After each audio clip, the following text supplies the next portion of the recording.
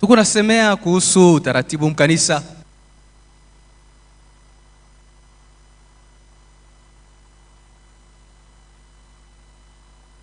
S'englobe tous les aspects de la vie de l'église. Munapatikana haina yote ya maisha ya mkanisa. Pas souvent les gens ne voient que les offices. Souvent les gens ne voient que les offices. Na bamingi wako naona paka makazi ya mkanisa. Ordre, anciens. Bazee. Tout le monde est concerné d'une façon ou d'une autre. Kila mwanamemba mkanisa hii mambo ya utaratibu inamwangalia. Hapana paka bale wako natumika mkanisa. C'est pourquoi pour cette fois-ci, Kwa maana hii mara sasa nous allons nous efforcer tajikaza d'aborder tous les aspects. kuangalia ile nukta yote ile.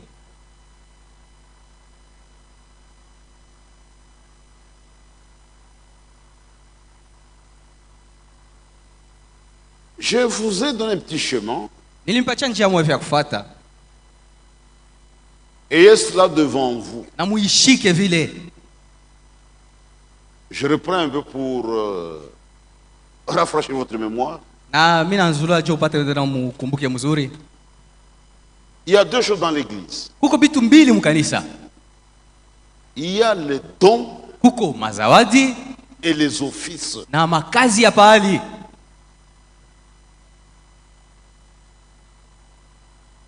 Dans le don, il y a encore deux groupes. Na mazawadi tena mnapatikana kundi mbili.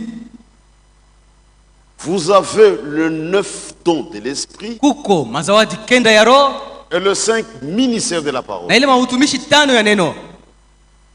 Le 9 dons de l'esprit Mazawadi kenda ya roho et le 5 ministères de la parole font partie des dons. na ile mahutumishi tano ya neno yote ni mazawadi. C'est Dieu seul qui les donne dans sa souveraineté. Na ni Mungu peke katika mamlaka yake kuna ikabula vile. L'homme n'a rien à faire. Aimwangalie mtu hata kiloko.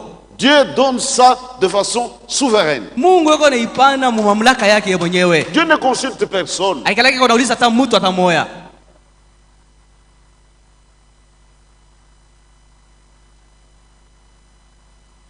Il y a les offices Kuko makazi yenyewe inafanyika qui mkanisa. sont établis localement. Beko ni chakula ndani ya kanisa. Et Dieu a honoré l'église. Na Mungu ni mwenyewe kuheshimisha kanisa. Dit le 9 dons, les 5 ministères, c'est moi. Sema mie ndio Mungu napana mazawadi kenda ya roho na Les offices, mahutumisho. c'est vous. Lakini mwe kanisa ndio mtachakula ile makazi ya pale. Faites cela à mon nom. Na Mungu naifanya mjina yangu. Quand nous actions d'après les Écritures, Wakati tuko natenda tuko na chakula ile makazi ya pale kufuatana na en maandiko. établissant ces choses, Kuweka bale bantu mu kazi. Dieu vient s'actualiser en disant, c'est moi. Mungu yuko anakuwa anakusema hii ni kazi yangu mlifanya.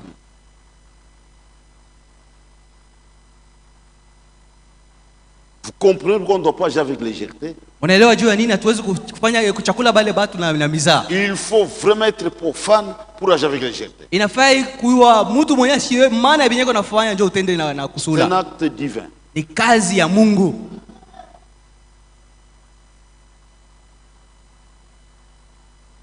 Le 9 dons Mazawadi kenda ya roho. concerne nous tous, Ile inatuangalia shebot. les hommes et les femmes. Wanaume na wanawake. Il se peut parler en langue, Dada anaweza kusema mulugha. avoir des dons de prophétie, Anaweza kutabiri. même d'interprétation, Anaweza hata kutafsiri. dons de foi, Anaweza kuwa na dons de zawadi ya imani. miracles. Anaweza kufanya muujiza. Maintenant, pour les 5 ministères, Sasa jua ile ba utumishi tano yo. c'est réservé seulement aux hommes. Ile inachungwa tu jua banaume. Une femme qui prêche pour Dieu, c'est un désordre. Mwanamke mwenye kuhubiri ni fujo mbele ya Mungu. Est-ce que vous comprenez? Unaelewa? Pour le monde, c'est beau. Bantu ya dunia banaweza kufurahikia kuona mwanamke kuhubiri. Mais quand Dieu regarde avec son œil, Lakini wakati Mungu yuko anaangalia kwa kupitia jicho yake, ça c'est un désordre. Ça. anasema hii ni fujo iko nafanyika hapa hii. Même au niveau des hommes, Hata wanaume wenyewe. il ne suffit pas d'être homme. Ayenetu kwa mwanaume. À la base, il faut qu'il y ait un appel de Dieu. Kumsingi unapaswa kuanza kuitwa na Mungu. Quiconque n'a pas d'appel, Yeyote Mungu akumuita, quand il fait ça devant Dieu, il n'est pas à sa place. wakati kuna ubiri mbele ya Mungu ana pafashi yake. Pour Dieu, c'est un désordre, ça. Kwa Mungu ni fujo ile. Le monde a ses théologiens. Bantu ya dunia beko na ba theology Et ça cadre avec la pensée humaine. na ile iko napatikana ndani ya mawazo ya kimutu, Parce que pour l'homme instruit, kwa sababu mtu mmoja alijifunza. un théologien, il est mieux qualifié pour apporter que n'importe quelle autre personne. Ule mtu mmoja alijifunza mambo ya Mungu, iko na msimamo mzuri kushinda Mais mtu pour Dieu, c'est un mwingine. désordre. Lakini mbele ya Mungu ile ni fujo. Il faut un appel de Dieu. Mungu anapasha kuanja kukuita. Et nous allons plus loin. Na tunaweza kwenda tena mbali sana. Même l'appel ne suffit pas. Atakuita tu akwenee. Il y a l'appel, Kuko mwito il y a aussi na l'envoi. kuko kutumwa vile vile. Quand Dieu appelle, Wakati Mungu anaita, avant de lâcher son homme, mbele ya kuachilia mtu wake na kwenda mkazi, il le fait passer par le col du désert. eko namupitisha mwile masomo ya mjangwa, Il est depuis totalement. eko na mvula na ujuzi wake wote, Il est rempli de son esprit. na anamujaza na roho yake, Un homme purifié, anakuwa mtu mwenye kusafishwa prêt pour le travail. na tayari njoo kutumika Maintenant, Dieu kazi. le lâche. Na pale sasa Mungu anaweza kumwachilia mkazi. Autrement, il va créer des désordres. Kama ina vile ataleta fujo. Ce sont des prédicateurs qui couchent avec deux sœurs dans l'église. Utakuta wahubiri wanaanza kulala na watoto mkanisa. Oh, je suis appelé. Oh, niko na mwito. Mais non. Hapana. Faut l'attendre. Unapaswa kuongojea. Dieu n'envoie pas des bébés. Mungu atumake watoto bachanga mkazi. Il y a des prédicateurs bébés. Kuko bahubiri batoto bachanga. Dieu envoie des gens mûrs. Mungu anatuma bale baisha kukomea. Parce qu'ils doivent édifier l'église. Kwa sababu banapasha kujenga kanisa. Ils doivent amener l'église à la perfection. Banapasha kupeleka kanisa Le kukamilifu. ministère, c'est pour le perfectionnement des saints. Kazi ya utumishi ni kupeleka Voilà, si lui-même il est d'abord embrouillé, hata kama yeye mwenyewe mhubiri comment va-t-il aider les autres? atasaidia wengine namna gani? Jésus avait dit à Pierre, Yesu alikuwa anamwelezea Petro, quand tu seras converti, wakati utageuka, affermis tes frères. imarisha banduku yako. Un bébé ne peut pas aider les autres bébés. Ule mwenye ashajua mambo ya Mungu mzuri hawezi kukamilisha wengine muimani. Il faut un adulte. Inafaa ule mwenye ashakujua mambo ya Mungu mzuri. Les offices aussi. Makazi ya pale vile vile. Les femmes sont exclues. Wanawake hawezi kutumika Mungu kanisa. Dieu n'est pas fâché contre les femmes. Mungu ana Mungu bashirikia wanawake. Anciens, Wazee, diacres, mashimashi, trésoriers, mgazina, administrateurs, uzamini. sont des hommes. Ni banaume wanapaswa kufanya ile makazi. Hakuna wanawake. Maman pasteur. Oh mama pasteur.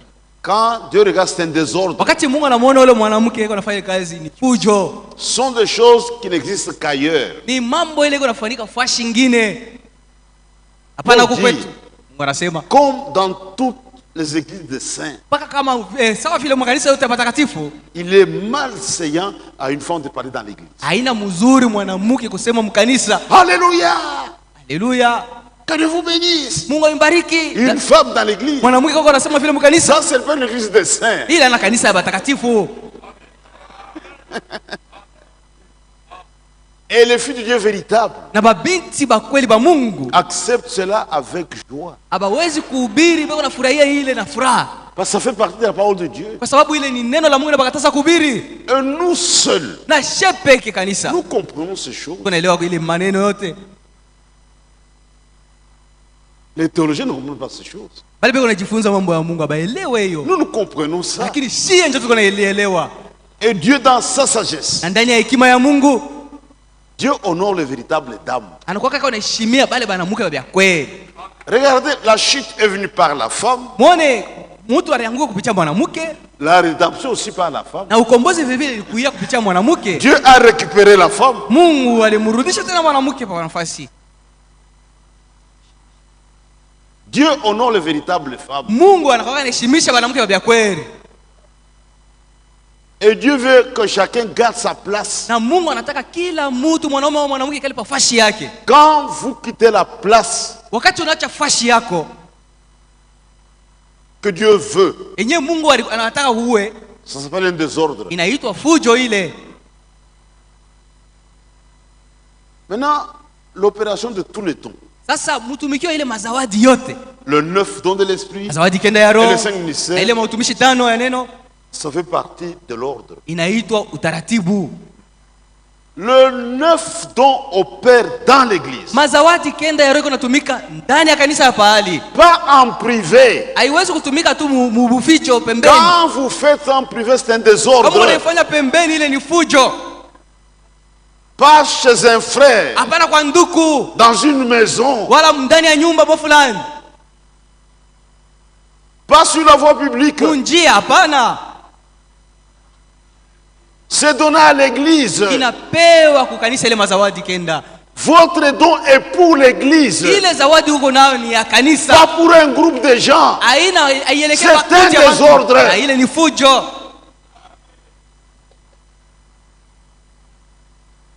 Ça doit opérer ici. Ile zawadi inapaswa kutumika Pas la ndani ya maison. kanisa, hapana kunyumba. Hapa. Ici dans l'église. Pourquoi tu as peur? Sasa John unashikia bongo. C'est bien bongo. Parce que tu sais que c'est un faux don. Bateni fumpula. Je serai découvert. À la maison, tu peux facilement tribler les frères et les sœurs. Unaweza kulanda bandugu na batata kunyumba kwepesi. Par contre, ce que les gens appellent, ce sont des bêtises. Na ile bantu wako nasema ni mazawadi ni vitu vya ovyo tu. Ce sont des bêtises. Vitu vya ovyo. Amenez ça ici. Tu ilete ile zawadi yako hapa. Amenez ça ici. Leta hiyo hapa. Le champ est libre. Na Parler en langue ici. Sema mulugha hapa. Prophétiser ici. Utabiri hapa. Interpréter ici. Tutafsiri hapa. Dans l'église. Ndani ya Et nous kanisa. allons juger. Na sisi tutaamua kuona kama ni ya kweli au ya Pas à bongo. la maison. Hapana kunyumba. Vieux bonjour. Oh ndugu jambo. J'ai un message pour vous. Niko na Demandez un ujumbe message. yako. Mungu animpatia ujumbe yako. Même au bureau, les gens qui viennent, Hata wewe uko na kwa biro. je le regarde. Niko namwangalia. Je viens de Kasenga, j'ai Oh, autre mimi message. natokea kwa Tu Kasenga, m'as niko donné un na message. Mungu animpatia ujumbe yako. Dis ça va. Donne-moi le message. Leta kabasi ujumbe yeye Mungu anakupatia. Monsieur Boulouma. Et je vois que vraiment c'est pitoyable. Dis, il y a un frère Gérard qui va faire des ordres. Kuko ndugu mwenyewe yuko na zuru wengine. Dis, mais il y a beaucoup de Gérard dans l'église. Sasa mkanisa mko ba Gerard ba mingi. Ce message confus. Il y a beaucoup de Gérard. Kumbe yashikirike mzuri. Ba Gerard beko ba mingi mkanisa. Donc, je vois Gérard. Mimi naona Gerard. Et ça ne sort pas. Aionekane mzuri. Chini michezo hii. C'est ça, c'est de la plaisanterie. Va faire ça ailleurs. Wewe kaifanye mizako fa shingine. Dieu ne nous a jamais envoyé. Mungu Ce sont seulement vos pensées. Ni mawazo tu yako Mungu yeye unasema. Même les 5 ministères. Hata ile mautumishi 5. Les 9 dons sont des dons qui opèrent localement. Mazawadi kenda iko natumika ndani ya kanisa ya pale. Les 5 ministères c'est pour le corps de Christ. Lakini ile mautumishi 5 yako natumika juu ya mwili wote mzima wa Les Kristo. offices sont des charges locales. Makazi ya pale iko nafanyika ndani ya kanisa. Un ancien à Lubumbashi, il doit rester à Lubumbashi. Mzee wa Lubumbashi anapaswa kubakia Lubumbashi. Il y a même la confusion dans ce message. Hata katika hii ujumbe kuko fujo. Quand quelqu'un devient ancien, commence à voyager, prêcher la parole. Non, non. Wakati mtu anakuwa mzee anaanza kusafiri kwenda kuhubiri. Qu'il soit détenteur d'un ministère. Mpaka kama tu yuko na utumishi. Quand je suis en dehors de Lubumbashi, je suis un prédicateur tout court. Nje ya Lubumbashi niko tu mhubiri tu. Quand je suis en Bourgeois, je suis un prédicateur. Mbujimayi niko mhubiri tu sawa bote. Personne ne peut venir me consulter. Na hakuna mtu mwingine anaweza kuniona sema Sur niko kama un dossier de mchungaji. famille. Juu ya mambo yiko nafanyika mjamaa yake. Ils ont des anciens sur place, c'est fini. Mbujimayi kuko bazee beko kule. Mais si vous êtes pasteur tout court ancien, vous restez dans l'église locale. Kama huko tu mzee una na utumishi, ikala mkanisa kwa pahali tu. C'est un désordre, même dans ce message. Ukienda fashi nyingine ni fujo ile. Et on doit stopper ces choses. Na tunapaswa kushimamisha ile vitu ya vile. Il y a l'opération. Huko namuna ya kutumika. Où un ministre est dans une assemblée locale, Mtumishi mwanafika mkanisa pahali moya, il entre dans les affaires locales. anajingiza mambo yenyewe yanafanyika pale pa kanisa pale. Non, non, c'est un désordre. Ile ni fujo. C'est un désordre. Ni fujo ile. C'est un désordre. Ni fujo. Si vous êtes à Lubumbashi, Kama uko kulubumbashi, venez prêcher ici à l'église. kuya kubiri hapa Pas de maison en maison. Hapana mumanyumba ya banduku. Vous venez prêcher ici. Kuya na ubiri hapa kumampani. Et pour prêcher ici, Na kwa kubiri hapa, nous devons être sûrs que vous prêchez la sainte doctrine. tunapaswa kuwa na hakikisho usema utatubiri mafundisho safi. Cette chair Hii mimbari est ouverte aux prédicateurs qui prêchent selon la sainte doctrine. iko pale tu jua bahubiri wale watahubiri kufuatana na mafundisho safi. Si tu t'amuses, on te stoppe. On n'a même pas honte. Kama unaanza mizaa, tutakushimamisha, hatuna na haya kukushimamisha. Et l'église est déjà mûre. Na kanisa yenyewe isha kukomea. Ça sont des faussetés. Ya hivi ni bongo iko na ubiri hivi. Et même les offices, Na hata makazi yenyewe pahali. il y a des lois qui régissent Kuko leur sheria yenyewe fonctionnement kuna et leur ongoza na coordination. mtumikio vile inapaswa kutumika yote. Il y a des pasteurs qui sont là-bas de désordre dans des églises. Kuko ba pastori benye beko naletisha fujo mukanisa. Parce qu'ils dépassent leurs limites. Kwa sababu beko naenda nje ya mipaka ya kazi Il y a yao. des limites fixées. Kuko mipaka ya kila kazi ya pahali. Il y a des diacres qui sont à la base des ordres dans les églises. Kuko bashemashi benye beko naletisha Parce fujo qu'ils ne comprennent mukanisa. pas qu'est-ce qu'ils doivent faire. Kwa sababu abajua hata kazi yenyewe wanapaswa kufanya mkanisa. Un pasteur arrive, Pastori mwanafika, dit c'est fini avec les diacres. sema hapa kunaishi bashemashi hata tumika tena. Bote bikali. Tous sont demi. Un des autres commence, il répondra pour ça. Na fujo inaanza. Yeye ndio mtasambaka jua ile fujo yenyewe inaanza. Où les diacres font des réunions sur la conduite de l'église en dehors de l'ancien. Ao bashemashi balikuwa na kuangalia vile mwongozi ya kanisa inapaswa kufanyika Ils nje arrivent. ya Nous, mzee. en tant que diacres, Na banafika nous avons décidé kama bashemashi tunakamata mpango. une église bien enseignée. Kanisa yenyewe kufundishiwa mzuri. Dit non, ils sont en désordre. Sema bale bashemashi yuko mfucho. Donc il y a des limites. Nikusema kila kazi iko na mipaka yake. On a vu un administrateur Liona de mzamini ranger la Sainte Seine. Anavuka tu kazi ya Il meza ya Bwana. gardait le vin et la coupe. Alikuwa anachunga na kikombe na mkate. D'après lui, na l'État n'était vinyo. pas indiqué pour faire la Sainte Seine. Fuatana na yeye akasema ile wakati ile meza ya Bwana Il y a des pasha. problèmes dans Kwa l'église. sababu Mungu mambo mkanisa. Un administrateur. Mzamini mjimu. C'est un grand désordre. Ile ni fujo.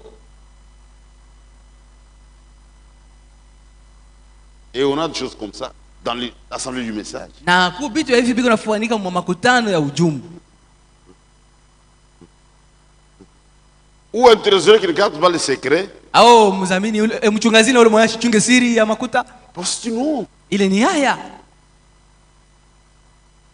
Il y a une église qui était divisée à cause de $100. Na kwa kanisa yenyewe ilipasuka juu ya $100. $100. $100. Il y avait des visiteurs. Kwa kabageni, Le pasteur va demander l'argent au trésorier pour le suivi des visiteurs. pastor anaomba mchungazina franga njoo kusaidia Le trésorier appelle les gens. Kisha mchungazina analeta na heba ingine. Mushilale. Oh, ne soyez pas distrait, on vient de récupérer $100. Karisi na pasuka. Et l'église s'est divisée. Mais si moi je crois, nous on peut vous remettre cet argent monétaire. On a déjà au lieu pour $100. Vous devriez plutôt venir nous voir. Fallait venir On ici. pouvait vous donner ces On a $100 donné et rester ensemble. $100. On peut vous $100. donner ces $100 pour que vous restiez toujours ensemble. À cause de $100, vous vous divisez. Et utilisé pour le séjour des prédicateurs visiteurs. Na bari tumikisha ile $100 juu ya bale bahubiri bageni balikuwa kuhubiri kule. Donc il y a des limites. Nikusema kila kazi iko na mipaka Il yake. y a des limites. Kuko mipaka ya kila kazi. Et on verra toutes ces choses. Na tutaona ile maneno yote.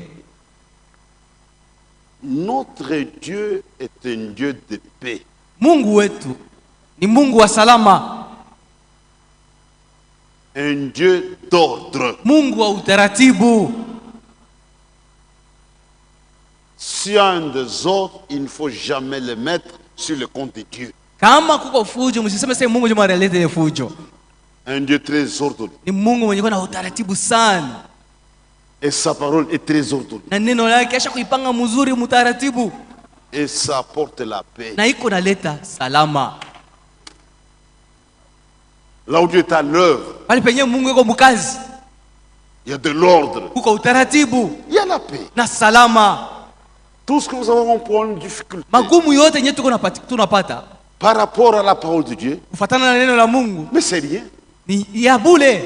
Il y a de meilleures solutions dans la parole de Dieu. Majibu ya damani inapatikana ndani ya neno la Mungu. Dieu dit, Mungu anasema, mes voies manjia et yangu mes pensées na mawazo yangu sont au-dessus de vos voies. iko juu ya manjia Et de vos yenu pensées. na mawazo yenu. C'est pour Dieu. Nikusema juu ya Mungu, La meilleure pensée, c'est sa pensée. mawazo mzuri ni yake pekee. La meilleure voie, c'est sa voie. Njia ya mzuri ni njia ya Mungu. Nous échouons parce que nous sommes têtus. Tuko na shindo juu tunafaa kichwa nguvu. Nous refusons de suivre les voies de Dieu. Tuko nakatala kufuata manjia ya Mungu. Dieu a déjà tout tracé. Mungu aisha kupanga vyote. Dit pour ça, Asema le juu chemin ya est hii pour ça. njia yoyi, juu ya hii Suivons njia ça. yoyi, tufuate ile Nous aurons la paix. na tutakuwa msalama. Nous vivrons en ordre avec Dieu. Tuko naishi msalama na utaratibu na Mungu.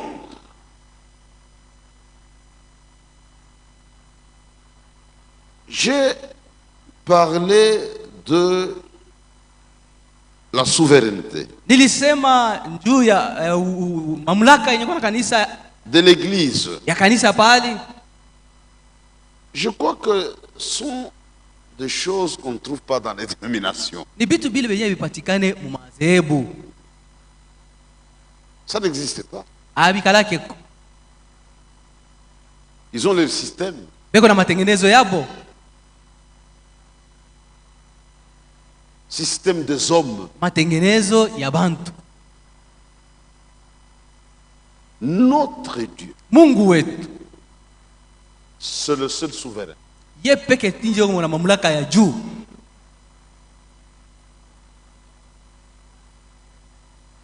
Dieu n'aime pas qu'un homme domine sur un autre homme. Il n'aime pas ça. Mungu ashipendake mtu apate kutawala mwenzake. Dieu refuse même que nous puissions nous confier dans un homme. Na Mungu anakatala tupate kutumainia mwenjetu muntu. Dit qu'il soit maudit. Sasa ule mtu vile C'est alainiwe. lui qui se confie dans un homme. Mwenyewe kuna tumainia mwenjake mwanaume. Dieu veut que nous dépendions de lui. Mungu Même dans le plus anapenda petit hata chose. mtu mambo tuloko tumwangalirie mpaka ye. Dans notre vie, Mu maisha yetu nous devons être de dire, tunapasha kuwa na uwezo kusema, Seigneur, Bwana, si toi tu ne m'aides pas, kama wao mais je nisaidie. suis foutu. Sikunaishwa mimi nitashindwa. Un vrai chrétien, Mkristo wa kweli même s'il a beaucoup d'argent, hata kama iko mtajiri sana, il est pleinement convaincu, iko na ile hakikisho ndani yake tout ça, akisema hii mali yote hii c'est la grâce de ni Dieu. neema tu ya Mungu nilipata. Je ne suis pas plus intelligent que tous ces pauvres. Sina na akili ya kushindia baba maskini bote. Je n'ai pas beaucoup travaillé que tout le monde. Mimi sikutumika sana kushindia watu bote. Ni buluma tu ya Mungu. C'est juste la miséricorde divine. C'est toi qui m'as donné tout Bwana, ça. siwanje mbona nipatia hii yote? C'est ça un chrétien. Jo Mkristo vile anakalaka. Mais l'homme méchant Sasa, aime dominer sur les Mtu autres. wa roho mbaya anapenda kutawala benjaki. C'est ça la nature de l'homme. Jo vile mtu anakalaka. Quand quelqu'un a le pouvoir, Wakati mtu anapata mamlaka, même son entourage, hata pale pa pembeni yake bali. c'est un habit de pouvoir. Ni kwa anatumikisha ile C'est mamlaka ça, mbaya. dominer sur les autres. Anatafuta kutawala benjake. Dominer sur les autres. Kutawala tu benjake. Parce que l'homme est plein d'orgueil. Jo mtu anajazwa na kiburi. L'homme aime les titres. Mtu anapendaka macheo kuya yule benjake. Si tu appelles une autorité par son nom, Kama unaita tu yule mwenye kuna mamlaka pa jina yake, je te nomme prison. tu risques de la prison. Il y a des titres. Kuko macheo, Son excellence. excellence. Allah, il aime ça. Pala anafurahi. Excellence. Mheshimiwa. Excellence. Mheshimiwa. Quand il parle, Wakati anasema à chaque mot, excellence. sawa tu unasema Excellence. mheshimiwa, mheshimiwa. Là, il aime ça. Pale njoo anataka ile. C'est la nature de l'homme. Ndio vile mtu anakalaka. Mais le créateur de la terre, et du ciel, Lakini muumbaji wa mbingu na dunia, quand il est venu sur cette terre, wakati alifika pa dunia, mambo ya kushanga, etona. on l'appelait Jésus. Balikuwa anamuita sema Yesu Ah, pa jina yake. Jésus, Balikuwa Jésus, wanamwambia Jésus. Yesu, Yesu. Frère, Duku. le créateur de la terre et du ciel. Muumbaji wa dunia na mbingu. Qui sommes-nous? Sasa shie tuko banani? Tuko banani Qui shey? sommes-nous? Tuko banani? Qui sommes-nous? Abandonnons les faussetés. Tuache vitu vya bongo vya macheo. Ce sont des faussetés. Vya bongo vile vya macheo. Excusez-moi, il y a des frères. Unirumie kuko banduku. Oh, c'est lourd. Nasema kuna On shinda dit, j'ai kusema. habitué à vous appeler pasteur. Watu kwa shinda bila kuita paka pasteur. Le jour où vous allez comprendre Shiko ile mtaelewa. que c'est une fausseté. Ya kusema ni vitu vya bongo. Chutekiacha. Vous allez abandonner cela. C'est ça le problème. Jo mambo yenyewe. Comprenez que ce sont des faussetés. Ndio kusema ni vitu vya bongo. Nous sommes des frères. Hapa tuko banduku shebote. Nous n'avons qu'un seul Père, c'est notre Dieu. Baba yetu ni moya, ni Mungu wetu. Vivons comme des frères. Tuishi kama vile banduku.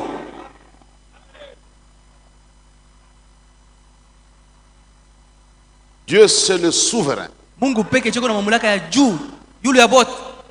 Et puis, Dieu a lâché quelque chose. Sasa kwa kitu kimoja Mungu aliachilia. Maintenant, vous, Église, Anasema mwe kanisa. quand vous êtes ensemble, Wakati mnakujikusanya mwe bote pamoja. vous avez aussi une souveraineté limitée. Sasa mnaona mko tena na mamlaka ya juu lakini kuna mipaka.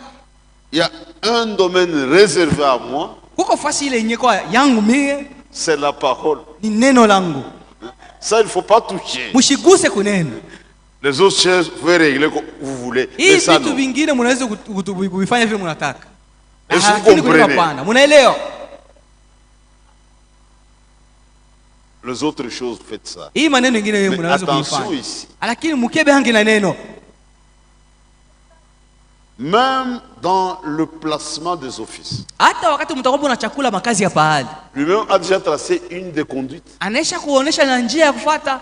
Nous, c'est l'appréciation et l'approbation. Si ni kuangalia kama mtu anaenea na kumuichikia. On ne peut pas venir ici. Hatuwezi kufika tu hapa. Dieu, écoutez, Mshikie en tant qu'Église souveraine, kama vile kanisa yenyewe na mamlaka ya juu. nous allons placer des femmes ici comme diaconesses. Tutachakula baramwika watakuwa washemashi hapa. Là, ça devient maintenant autre chose. Ile inakuwa mambo mengine sasa. Vous êtes déjà dans les camps de l'ennemi. Na pale mnakuwa mkambi ya shetani. Parce que vous avez brisé la parole de Kwa Dieu. sababu mlivunja neno la Mungu. Dieu souverain. Mungu ndiye mwenye na mamlaka ya juu. L'Église dans son ensemble. Hasa kanisa yote mzima, Pas un individu. hapana tu mtu binafsi. Le pasteur n'est pas souverain. Pastori ana na mamlaka ya juu kutawala benchi yake, hapana. Le pasteur n'est pas suprême. Pastori ana na mamlaka ya juu. Le pasteur n'est pas autonome. Hawezi kujifanizia mambo yake peke, kukamata mipango mkanisa yeye moyo, hapana. Comme dit, Ndugu Branham anasema Église, kanisa soyez soumise à votre pasteur. mumshikie vile pastori wenu Et anasema. pasteur, Na pastori tu dois se toucher à l'Église. unapasha na wewe kushikia vile kanisa wanakuambia. Aucun frère n'est pas souverain ici. Hakuna ndugu hata mmoja mwenye yule wa bandugu bengine hapo. C'est pourquoi même dans la prise de décision, Ndio kwa maana hata wakati tunakuwa tunakamata mipango, chacun doit tenir compte de l'Église. kila mmoja anapaswa kuangalia kwanza msimamo wa kanisa. C'est une vie d'ensemble. Ni maisha ile tunapaswa kuishi wote Nous pamoja. vivons en communauté. Tuko naishi mkusanyiko pamoja. Je tiens compte des autres. Na ndugu naangalia bengine.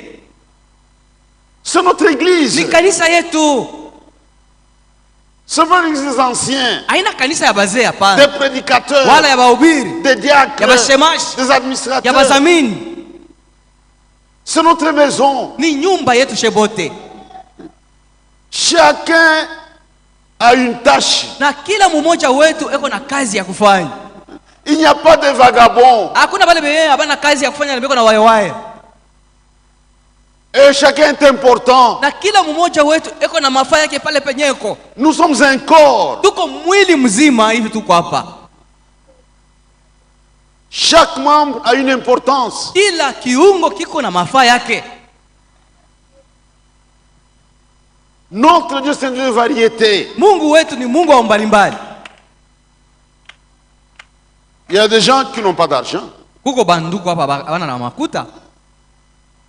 Mais peut-être Dieu lui a donné le don de foi. Lakini Mungu anampatia zawadi ya imani. Il y a un franga. Ina pas d'argent. Mais il a le don de Lakini foi. kuna ile zawadi ya imani. Quand nous venons ensemble, Wakati tunakusanyika hapa hivi, quand on lui prie, wakati yeye anaanza kuomba, Dieu exauce. Mungu eko nasikia maombi.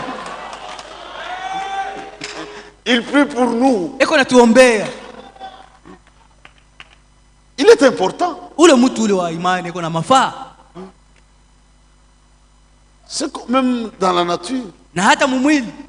Tu vois, mon frère, il est géant de taille Unaona ndugu Jean pale yuko mrefu par rapport à moi. kunishindia. Quand on va quelque part, Kama tunaenda fashi moya, il y a quelque chose qui passe très haut. huko kitu kiko kiayulu, Lui n'a pas besoin de chaise, il peut ana prendre. lazima kupanda kwa shela, anaweza kubeba kwa mkono tu. Mais on va quelque part, Sasa tunafika fashi nyingine, il faut pas quelque chose qui est tombé là-bas. huko kitu Lui, kinaanguka, attendez-toi. il va Moi, je peux récupérer ça avoir du facilement. mal à ramasser. Mais mimi takilokota Il y a kwa complémentarité. kusema tuko nasaidiana vile.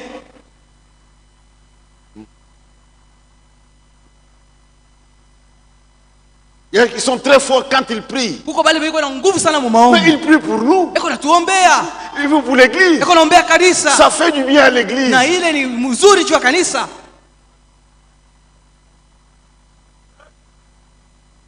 Mais ailleurs, ce sont les hommes qui règnent sur les autres. Sasa fashi nyingine utakuta bantu juu biko natawala benjabu. Dans les dénominations, Mu madhehebu, regardez par exemple, mwangalie kwa mfano. ils ont des directions Biko na madirection,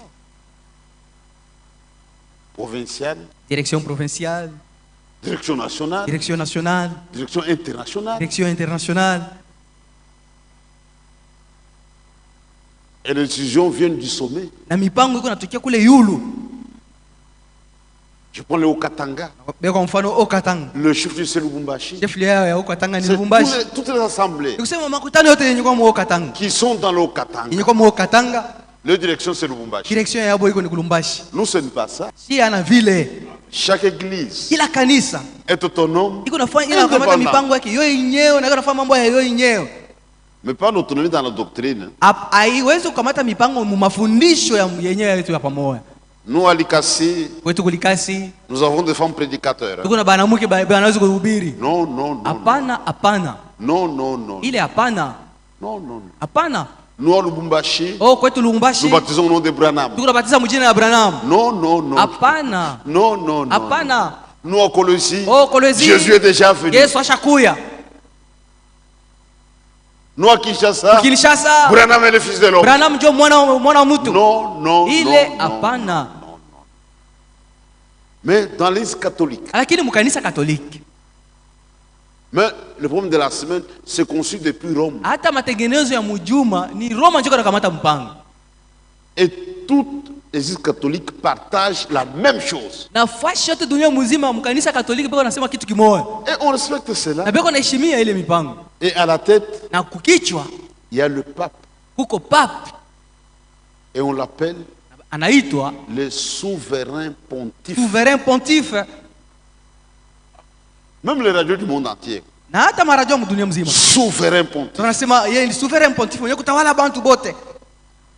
J'ai parcouru l'histoire de l'église catholique. Na kama unaangalia historia ya kanisa Katoliki, Il y a eu un consul kulikuwa consul moja entre 1869 et 1880, quelque chose comme ça. fanikaka mu Avec 1889. Pie IX.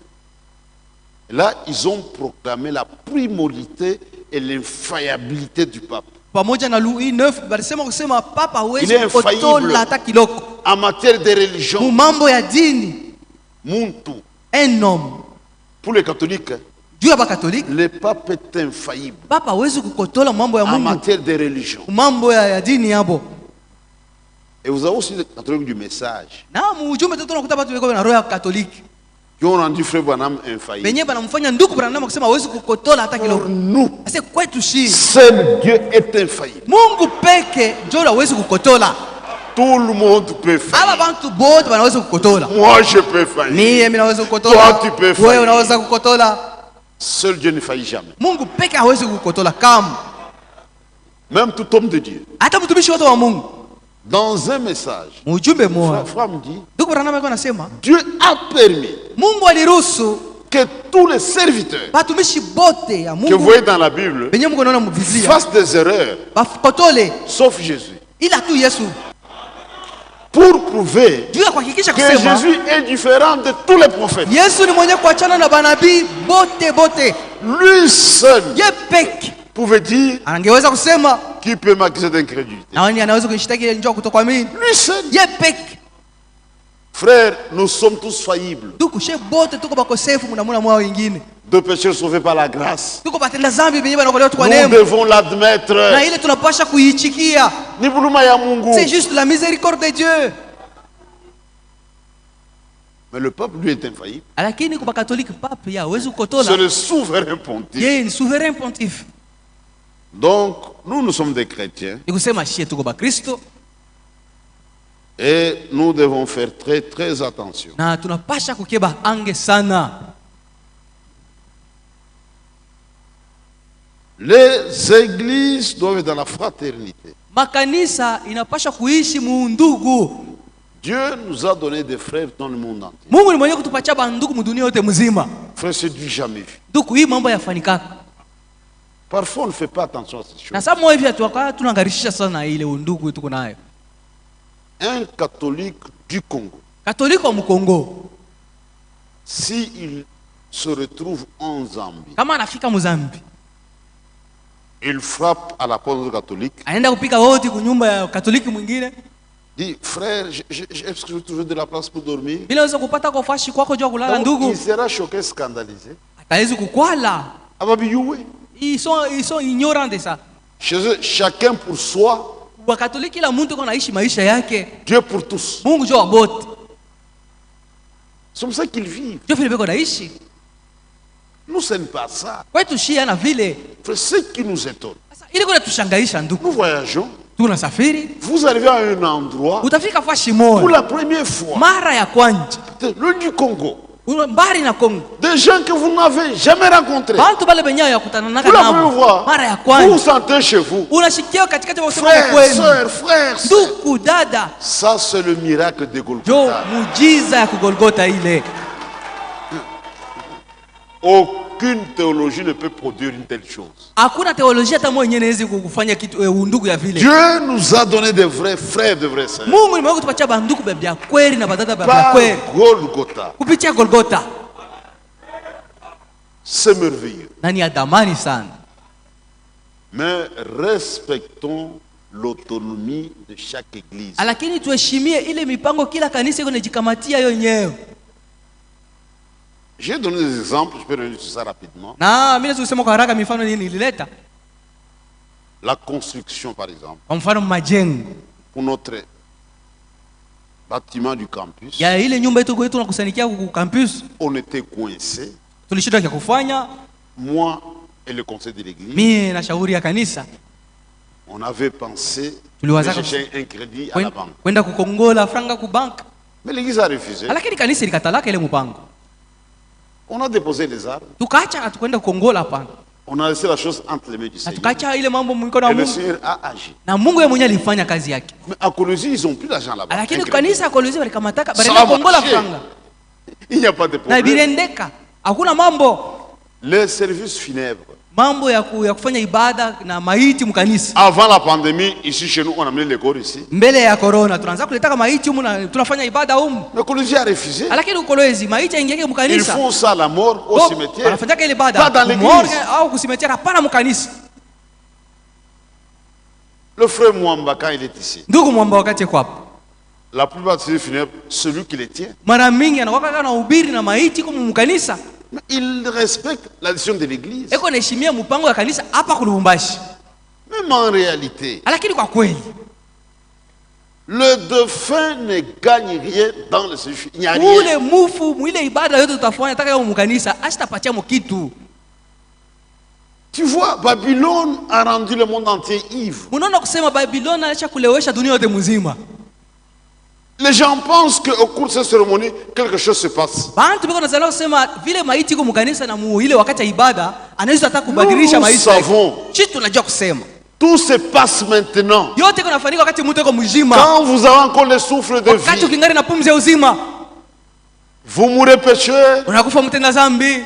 De l'autre côté, vous êtes pécheur. Ngambo ya pili yao kisha kufa. Même uko si on mtenda amène le dhambi. corps ici, Hata kama maiti yako banaileta nous hapa. n'avons pas le droit de changer votre destin. Hatuwezi kubadilisha kule kwenye uko nenda. Vous avez déjà scellé Wewe ulishakuwa kama pendant que vous avez le souffle de wakati vie. ulikuwa kingari na maisha uko naishi. Mettez-vous en règle avec Dieu maintenant. Ni hapa sasa kingari mwisho ndio unapaswa Pas kutengeneza maisha après la kwa Mungu. mort. Hapana kisha wewe kufa. Pas après la mort. Hapana kisha Maintenant. kufa. Hapa sasa hapa. Ungere mzima. Donc il ne faut pas trop demander. Sio kwa maana hapana kuomba mingi. On n'a pas fait ça. Oh, hawakupeleka maiti kukanisa. Nous nous adressons aux vivants. Si hapa wakati hata maiti kwa hapa tunahubiri Mais bale frère, bazima. c'est fini. Le dossier est clos. Mambo ya ule ashakufa isha kuisha. Tout s'arrange pendant qu'on a encore le souffle de vie. Yote unapaswa kuitengeneza wakati ukingere na pumzi ya Pas uzima. après la mort. Hapana kisha wewe kufa.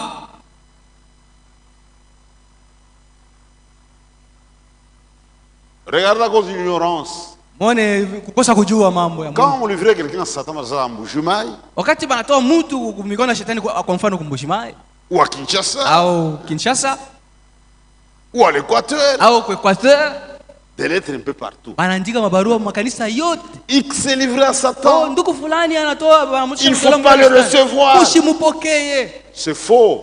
Ile yana neno la Mungu. Le frère X livré à Satan à Lubumbashi. Ndugu fulani banamtoa kwa shetani kulubumbashi. Il est à Lubumbashi. Eko kulubumbashi. Il n'est pas à Kolwezi. Ana kukolwezi.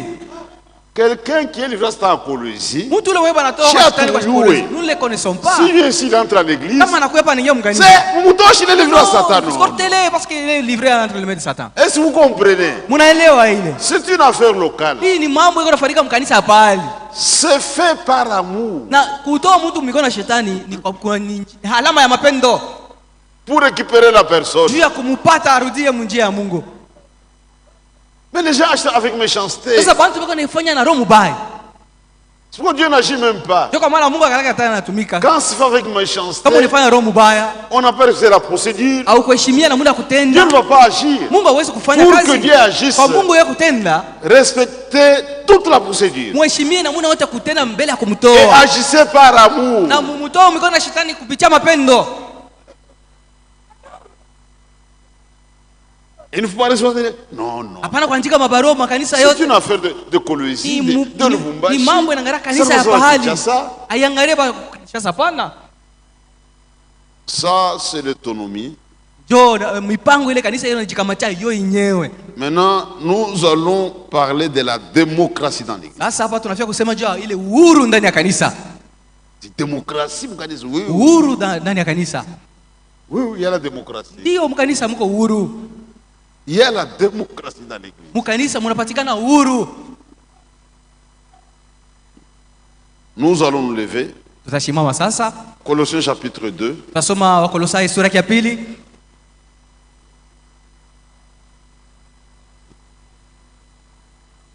Colossiens 2, le verset 5. Wakolosai sura ya pili mstari wake wa 5.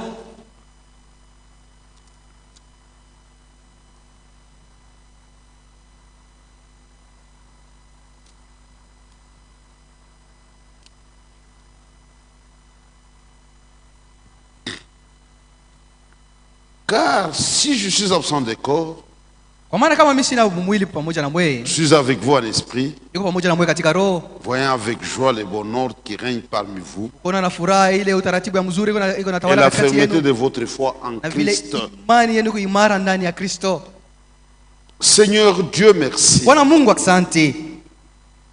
Nous venons de lire une portion de la parole de Tunatoka Dieu. kusoma sehemu ya neno la Mungu. Nous sommes devant ta face. Tuko mbele ya uso wako Nous nous attendons à toi. na tuko na kutumainia.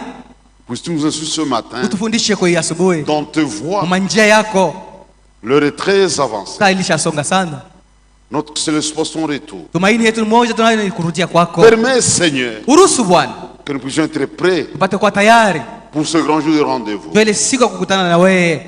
Bénis tes fils et tes filles Ubariki wana na binti zako. en m'accordant ce matin, Seigneur, Ukinipatia hii asubuhi Bwana, ce qu'il faut pour yenye l'édification kufanya kujenga et l'avancement du na royaume. kuendelea kwa ufalme. Nous croyons que tu Tunaamini l'accorderas. kusema utatupatia hayo. Et nous avons ainsi demandé avec Kwani foi. tunaomba kwa imani Et au nom de notre kwa Seigneur jina la Bwana wetu et Sauveur na Mwokozi Jésus. Yesu Kristo. Amen. Amen. Nous parlons de la démocratie dans l'Église. Tuko nasemea juu ya uhuru mkanisa. Dans la politique, Mu siasa, la démocratie demokrasia ou la souveraineté, au mamlaka ya juu c'est un régime où le pouvoir est exercé par le peuple. Ni mamlaka lenyewe ni watu wote kwa jumla weko natumikia. Démocratie. Demokrasia. Le souverain primaire, c'est le peuple. Ni mpango ya kwanza iko nakamatika katikati ya watu. C'est l'opposé de la dictature. Inachana na ile na bitu na dictature. Dans la dictature, l'homme s'impose. Kwa dictature yule mtu mwenye kwa juu ya wengine ndio nakamata mipango. Dans la démocratie, c'est le peuple qui décide. Demokrasia mpango ni watu tu nakamata. Je parle de la vraie démocratie. Ndio nasema njoo ile demokrasia ya kweli. Pas d'un semblant de démocratie. Hapana kuonekana kwa bongo kwa demokrasia. Le peuple choisit. Watu taifa iko nakamata mpango. Et en toute liberté. Na katika uhuru. Mais nous savons qu'il n'y a rien donné dans la politique. Na tunajua kusema kitu kama vile haiwezi kupatikana msiasa. Ça ne nous regarde pas. Na ila na mambo yetu ile. Nous sommes pas ici pour de la politique. Si hatuna hapa cha kusema njoo ya siasa. Nous parlons de la parole de Dieu. Tuko nasema neno la Mungu. Dans une véritable démocratie, Muhuru ya kweli, le peuple c'est le souverain primaire. Batu ndio beko nakamata mpango wa kwanza. Maintenant, il y a quelque chose qui se passe avec l'Église à la fin du temps de la grâce. Sasa kwa kitu moja kinafanyika na kanisa kumwisha wakati ya neema. L'antichrist est dans l'Église. Mupiga Kristo eko ndani ya kanisa. C'est un mystère. Na ile ni siri. Le mystère de l'iniquité. Siri ya uovu.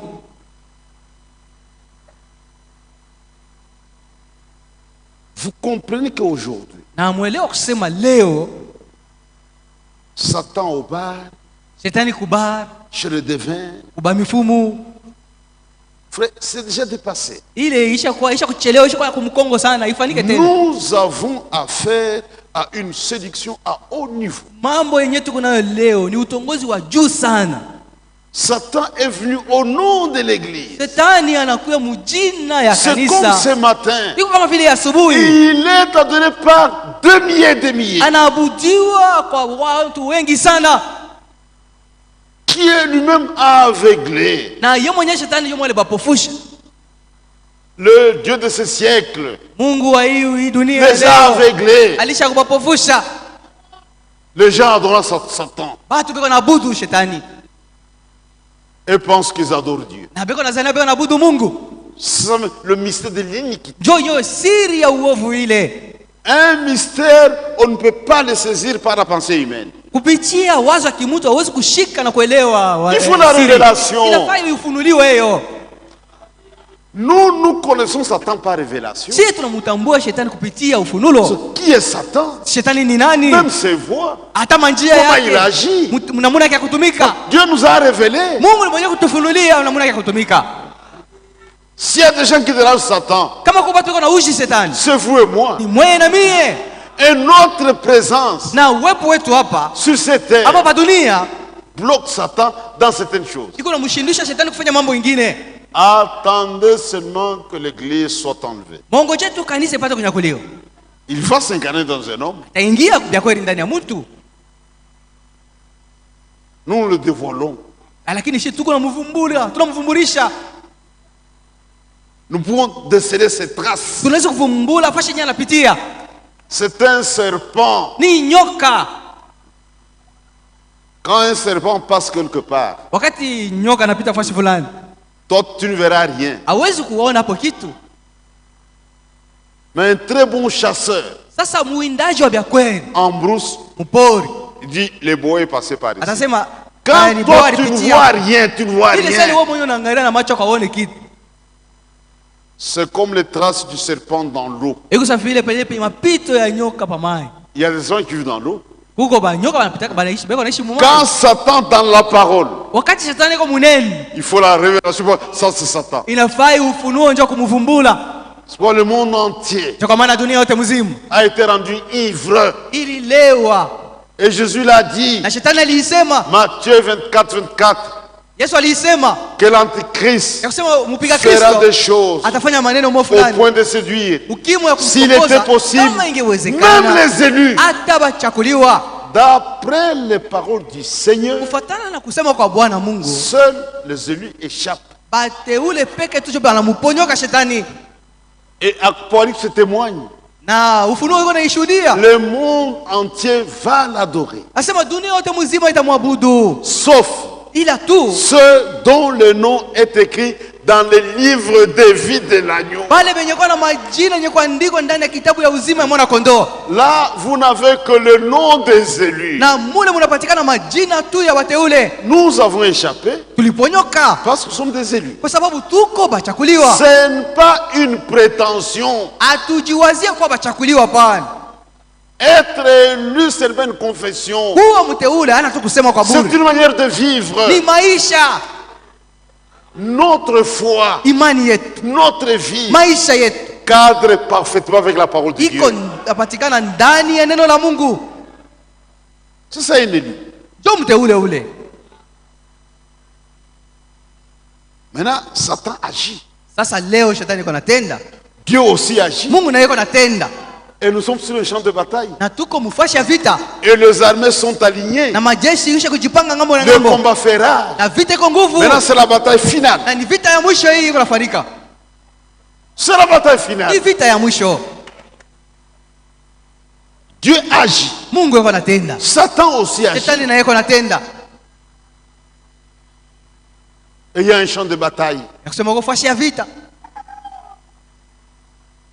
Je ne suis pas académicien. Quand il y a le truc de démon, on appelle ça démonologie.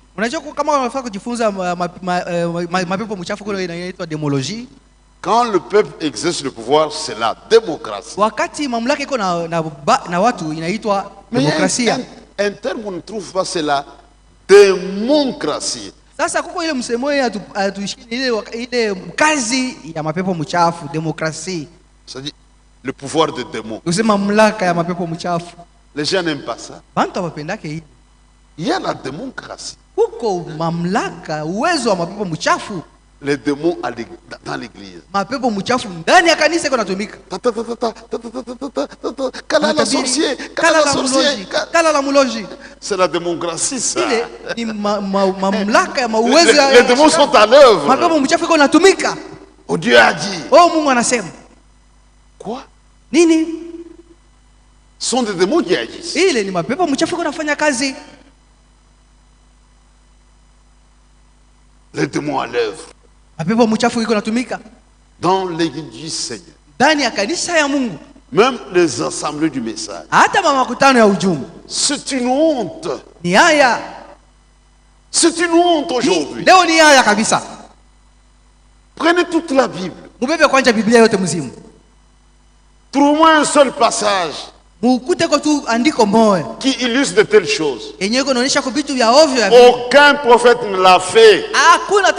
Aucun apôtre. Ni même notre Seigneur Jésus-Christ. On lui amène un malade. C'est ta tante. C'est une honte. Et tout ça sont des dons. Ce sont des bêtises ça. Ce ne sont pas des dons, ce sont des bêtises.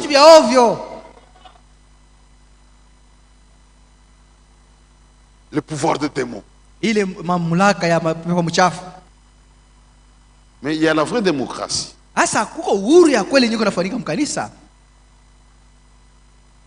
Quand je parlais de l'autonomie, c'est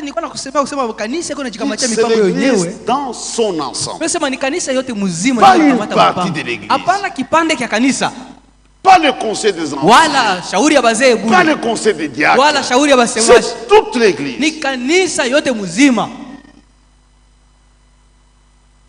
L'église n'appartient pas à un groupe de gens. Non. Il y a des membres.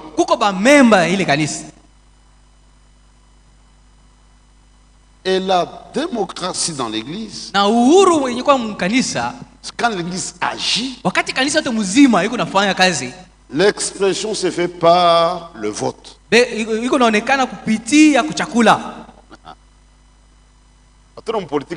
Aujourd'hui, nous ne sommes pas dans la politique. Il n'y a pas de commission Si c'est indépendant ou électoral, je ne sais pas. Hakuna seni. Hakuna seni mukanisa. Ça n'existe pas. Il n'y a pas de campagne électorale. Hakuna mambo ya campagne électorale. Il n'y a pas de compétition entre les candidats. Hakuna kujibecha katikati ya bakandida. Propagande. Beko nafanya propagande. Voter pour tel. Oh, mchakule fulani. Ça n'existe pas. Ile makampanya inako. C'est un vote à main levée. Ni kuchakula huko unanyangula mkono yako. Il n'y a pas de commentaire. Hakuna bilio unaweza kuongeza. Il n'y a pas d'explication. Hakuna mafasirio yao kuleta. Si vous êtes d'accord, kama unachikia unanyangula tu mkono yako. Si vous refusez, vous levez la main. Kama unakatala il n'y a pas d'explication. Hakuna namna. Donnez-moi, je vais expliquer pourquoi j'ai voté contre. Mimi nitamfasiria jua nini mlikatala kumchakula.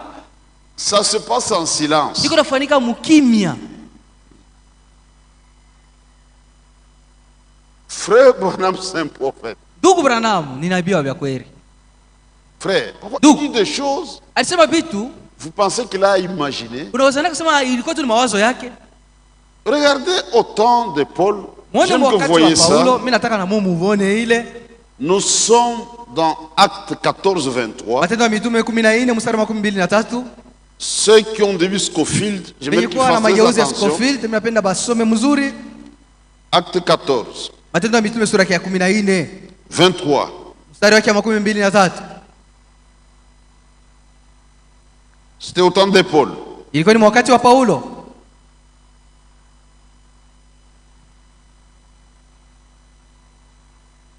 « 22-23. Fortifiant l'esprit des disciples, les exhortant à persévérer dans la foi, et disant que c'est par beaucoup de tribulations qu'il nous faut entrer dans le royaume de Dieu. Ils désignèrent des anciens dans chaque vie, à chaque église. Paul ne prêchait pas l'évangile de la prospérité. Paul encourageait les croyants. C'est par beaucoup de tribulations. Et Jésus l'a dit. Vous aurez des tribulations, mais prenez courage. J'ai vaincu le monde. Notre vie n'est pas une vie de facilité. Mais nous sommes sûrs d'une chose. La victoire est certaine. Par Jésus-Christ, nous sommes plus que vainqueurs. Nous sommes la cible privilégiée de Satan. Si la vie dépendait de Satan, ils nous auraient tous tués. Il nous dérange beaucoup.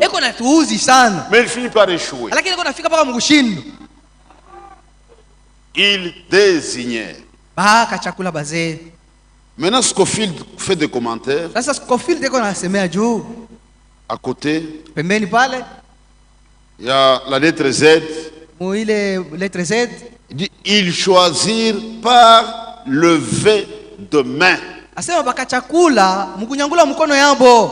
C'est comme ça que les choses se passaient au temps de Paul.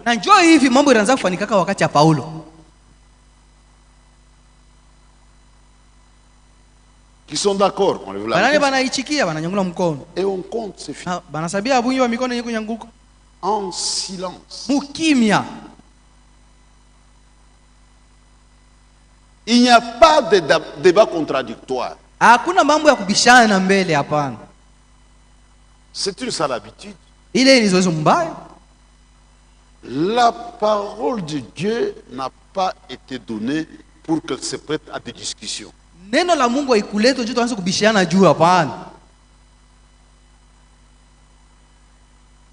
Qui croit que Branham est le fils de l'homme?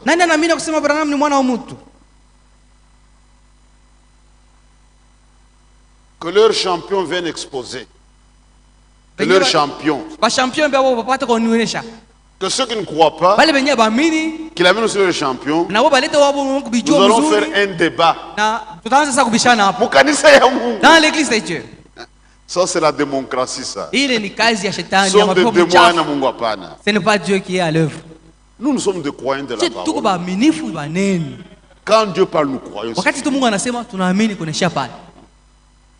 Un croyant ne se pose pas trop de questions. Mwaminifu akili yake inajiuliza sana hapa. Il n'a qu'un souci. Angaiko moyo nayo. S'assurer que c'est Dieu qui a dit ça. Ni kuhakikisha kusema Mungu ndiye alisema. Quand il a cette assurance, kama anapata ile mais hakikisho, tout est réglé. Mambo inaishia pale. C'est ça son problème. Jo mambo yake. S'assurer que c'est Dieu qui a dit ça. Bwana hakikisha kusema hii ni Mungu ndiye alisema. Dès lors qu'il a l'assurance, wakati anapata ile hakikisho kusema ni Mungu ndiye alisema, anashimamia pale. Même si le monde entier est contre la chose, comme c'est Dieu qui l'a dit, moi j'avance avec la chose. C'est ça un croyant. On n'est pas dans des discussions. Non, il y aura un débat à l'église. L'église pleine à craquer. Et quand on se sépare, c'est encore des poissons.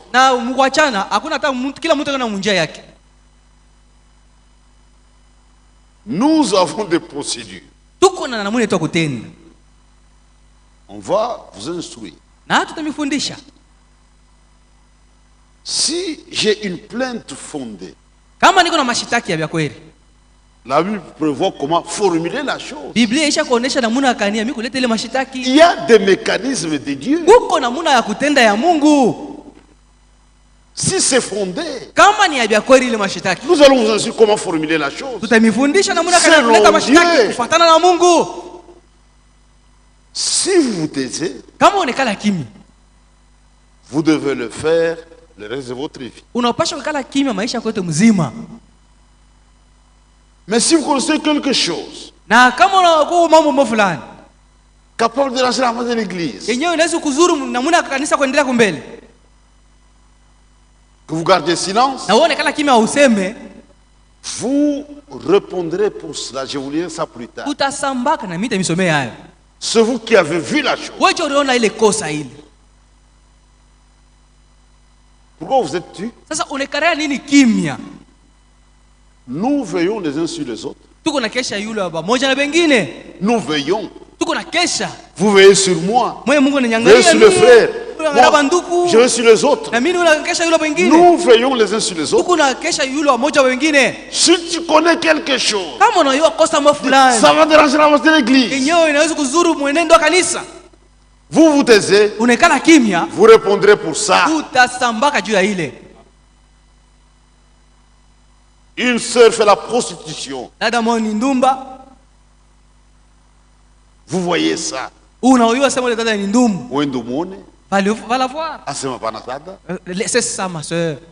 jetez l'opprobre sur l'église et sur la parole de Dieu. Il y a une procédure. Mais je fais des mambo. Je fais pas de problème. Vous répondrez pour ce péché-là.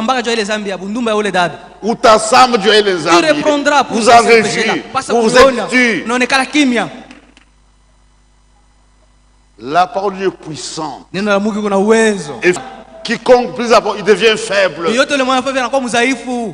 Même un grand boxeur champion du monde. Vous l'attrapez dans l'adultère. Ou vous pique, il sera faible. La parole est puissante.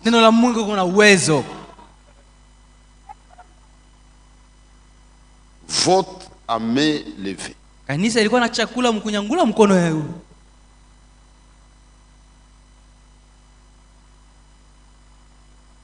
Et vote d'ensemble.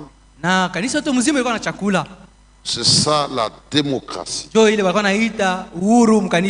Je voulais rapidement quelque chose. Dans la prédication, le nom de Jésus.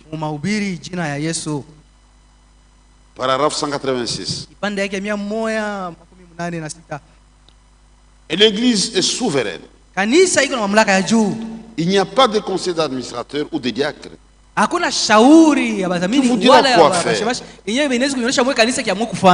L'église par un vote d'ensemble. Un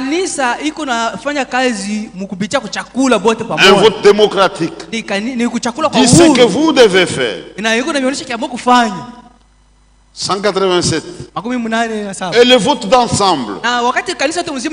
C'est le vote démocratique de l'église tranche l'affaire.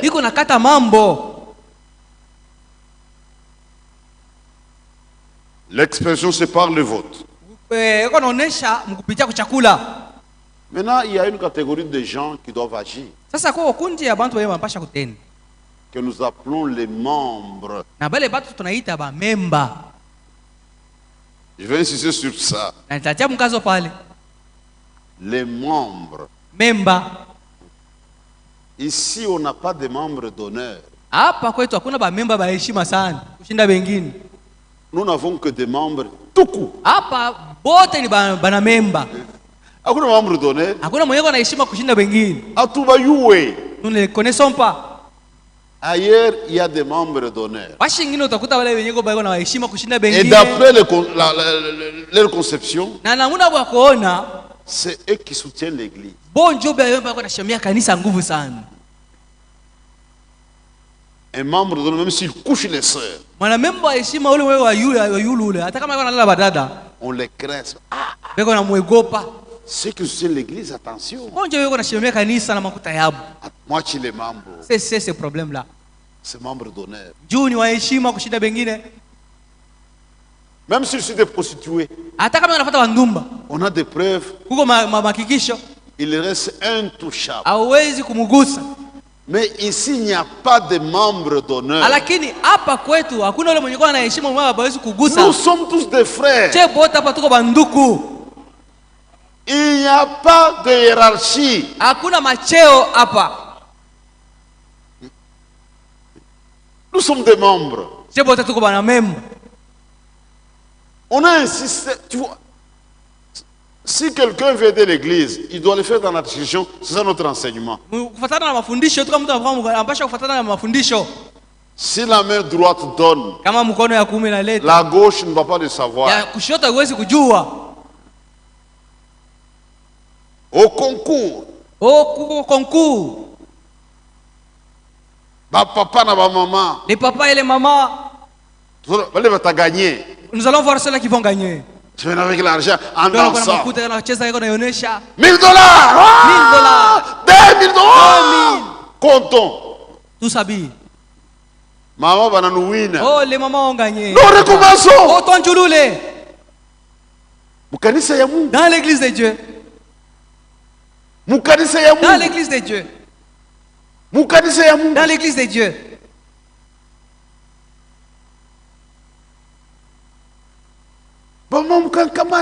Maman, persévérez. On nous a battus.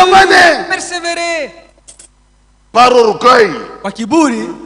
Il y a un qui s'endette. Papa. Pour gagner les papas. Où est-ce que vous trouvez l'argent, vous? Même vous les papas. Et vous les papas. Un homme normal est censé donner l'argent à sa femme. L'argent que la femme doit, l'argent que la femme détient, c'est l'argent de son mari. Même si elle fait le commerce, elle doit être soumise au mari. Dans un foyer normal, le chef c'est l'homme. C'est un désordre. Dans l'église de Dieu.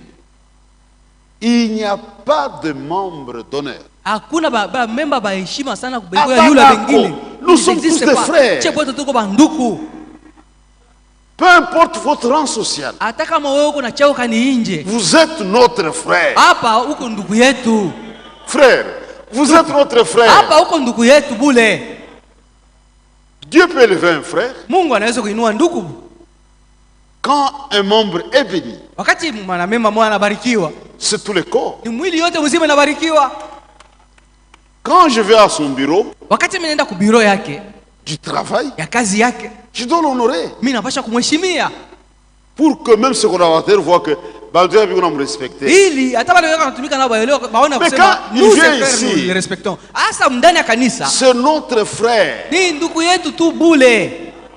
Frère, il message n'y a pas. Frère, ce message est vrai. Cette parole est vraie. Une fois, je me trouvais à Kinshasa. L'église priait dans la parcelle de notre frère Chiombo. Mais il y avait un hangar. Et les autres restaient sous l'arbre. Il y avait des arbres là. J'arrive. Je vois quelqu'un sous arbre. Sur un tabouret. il y avait un garde-corps armé. J'ai compris que c'est une autorité. À la fin du culte, je demande, où le frère Ninani? Qui est ce frère-là avec un garde-corps? Je peux dire son nom.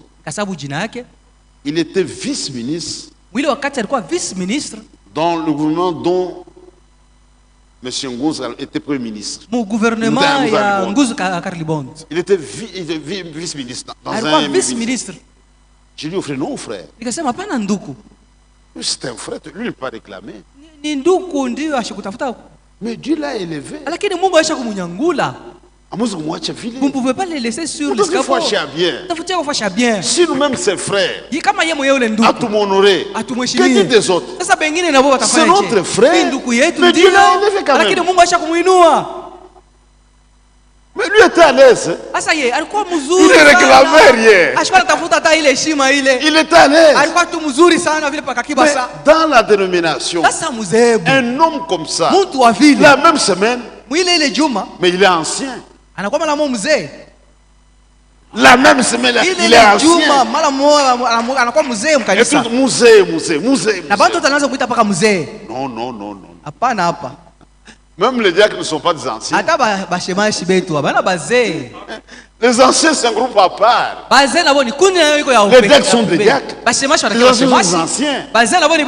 L'homme africain n'est pas ancien. C'est notre frère. Donc, il n'y a pas de membres d'honneur. Nous sommes tous frères. Il n'y a pas d'acception de personne ici. Non. Ce sont des pensées de dénomination. Même dans l'Ancien Testament, Dieu a dit à Moïse, écoutez vos frères, les grands comme le petit, les pauvres comme les riches. Écoutez vos frères. Si le riche a raison, il a raison. Si la tort, il a tort. Si le pauvre a raison, il a raison. Si la tort, il a tort. Jugez selon la justice.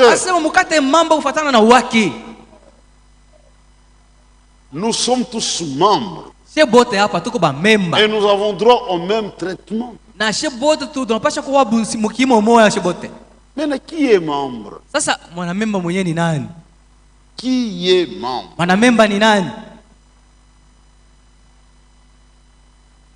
On n'a pas de liste de membres. Un registre de membres avec de noms. Non. Qui est membre? Dans l'ordination des diacres du 20 juillet 1958. Premier paragraphe. Une autre petite église ici est souveraine. Il n'y a aucune dénomination ni rien qui envoie des diacres ici. Elle élit ses propres diacres. Elle élit son pasteur. Elle élit ses administrateurs. Elle élit tous ceux qui entrent en fonction ou qui quittent ses fonctions dans l'église. Ce n'est pas un seul individu qui décide de quoi que ce soit. C'est l'église. Et l'église, ce sont les personnes qui viennent, qui soutiennent l'église par leur présence, par leur guide et par leurs offrandes. Ce sont toujours ces personnes-là qui ont le droit légal de décider pour de mettre en place ces fonctions. Nous avons la définition du membre. L'église, ce n'est pas ce bâtiment. Ce bâtiment a été construit pour nous abriter. Contre les intempéries. L'église sont des personnes qui viennent. Ceux-là qui viennent. Pas balofa. Pas les absents. Ceux-là qui viennent. Nous verrons, il est parlé de membres constants. Parmi les membres, il y a des membres constants sur lesquels on peut compter. Ils ne s'absentent jamais. Et qui soutiennent l'église par leur présence, leur dîme et leurs offrandes.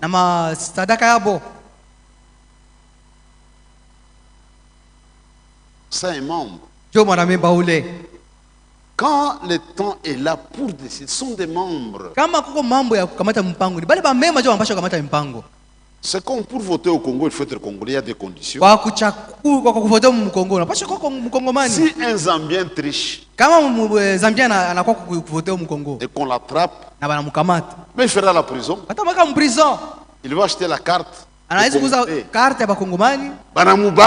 Et on l'attrape. Mais c'est la prison. C'est une affaire de Congolais. Moi, je peux aller voter en Zambie. Je ne suis pas Zambien. Même dans l'église, c'est ça. C'est une affaire de membres. Ou quoi, ma tonnerre? Qu'est-ce que tu veux pour déranger ces gens? Tu répondras devant Dieu.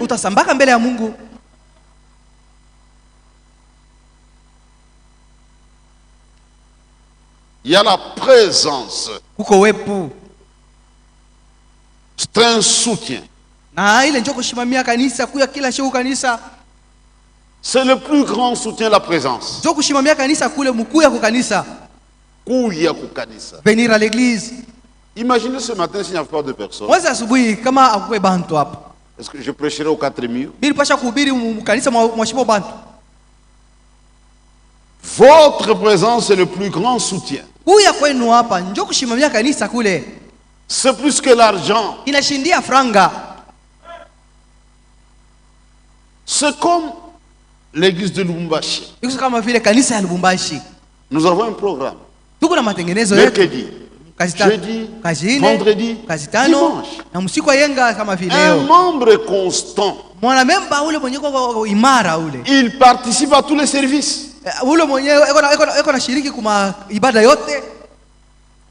Quand je vous parle, je reviens toujours au temps. Nous sommes vraiment à la fin. Et pendant la semaine, je crois, la semaine passée, j'ai pris l'écriture de Hébreux, je crois, 10, 24 à 26. Dit, n'abandonnons pas notre assemblée. Et Darby a bien traduit. N'abandonnons pas notre rassemblement. Il s'agit de réunions. Et Franck a commenté dans Lettre 22 avec un titre sérieux avertissement. Dit maintenant que nous sommes si proches du retour du Seigneur. Ce passage prend une signification particulière. Et là, il est parlé du péché volontaire. Que ces théologiens qui peut mettre cette écriture en relation avec le péché volontaire. D'après notre compréhension traditionnelle, c'est quoi péché volontaire? Quelqu'un connaît la vérité, il va venir commettre l'adultère. Non. C'est en rapport avec le service divin. Quand vous restez loin, c'est un mépris. Et ça s'appelle le péché volontaire. Et la Bible est très sévère. Quand vous faites ça, il n'y a pas de sacrifice pour le péché. C'est un dédain. Dans notre foi, le Seigneur Jésus-Christ est ici par sa parole et par son esprit. Mais tu dois être aveugle Sasa wewe unapaswa kuwa kipofu pour ne pas voir la ndio chose. ushindwe kuona kusema Bwana Mungu yuko C'est hapa. un dédain, Ni dharau c'est un ile. Ni mépris, dharau. c'est un péché Na ni volontaire dhambi ya kusudi. du aucun Akisema kuna mmoja de ceux qui appartient à l'église ya bamemba ya kanisa ne peut s'éloigner de ces démons. banaweza kulofwa C'est un ordre. ni amri. L'épouse se prépare. Bibi harusi yuko anajitayarisha. Pendant les prédications, Dieu prépare l'épouse. Mungu yuko anatayarisha bibi harusi Ça kusikia se mahubiri. passe en 7 heures. Na iko nafanika hapa mwi wakati wa mahubiri.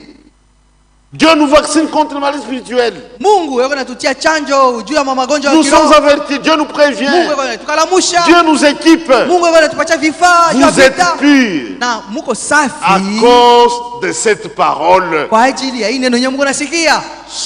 Le lavage des eaux de la parole. Jo kuoshwa kwa maji ya neno.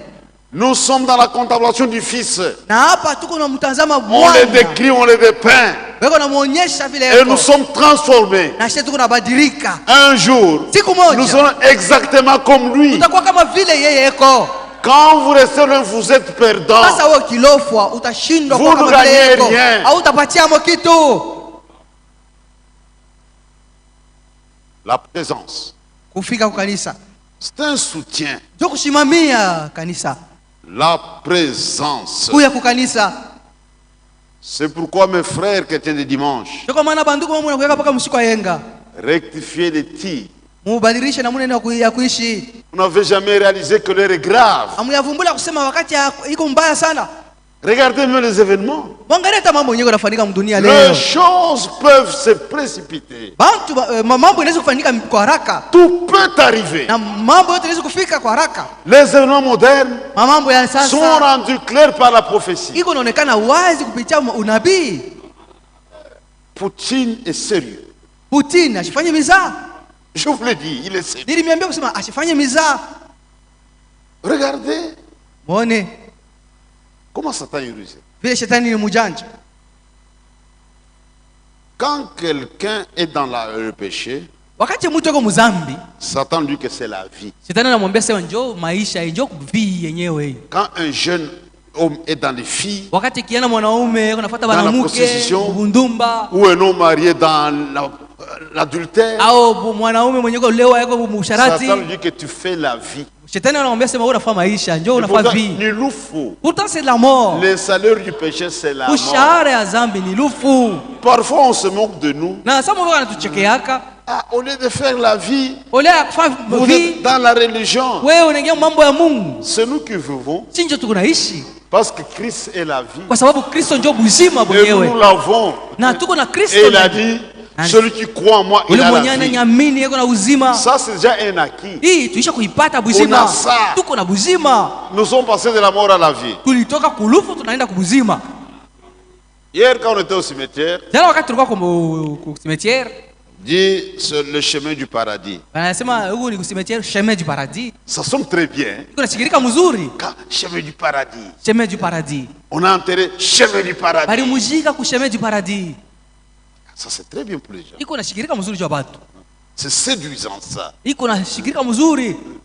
Mais si les gens pouvaient voir Sasa kama bantu wangeweza kuona comment les choses se passent de l'autre côté, vile mambo yako nafanyika kisha kufa, barashokuriya sana. walipasha kulia. Mais si tu fais un bon cimetière, Sasa kama unafanya makaburi mzuri, tu mets chemin de l'enfer, unaandika sema hii ni chemin de l'enfer. tout le monde fouille là, ça va pas. Hakuna mwenye atachika kuimulika Mushishike kule. kule. Non, n'allez pas m'enterrer au chemin de l'enfer. Chemin hapana, moi chemin de Kwa chemin de l'enfer. Mwene mnganishike ku chemin Même de à Kasangiri. Hata Kasangiri. Il y a des noms. Kuko manjina. Vallée de l'Archange Michel. Bana mu dessiner Acha pas. muandika Vallée de l'Archange Michel. Mais Poutine est sérieux. Sasa Putin asifanye mizaa leo. Anafanya bunduki yake. Il a fabriqué Asema une arme. Satan 2. Anaitaya jina kusema Satan 2. Et d'après la science, Na kufuatana na elimu, quand il lâche ça, kama anaipika ile on misili, ne peut pas arrêter ça. hakuna namna kuishimamisha ile misili.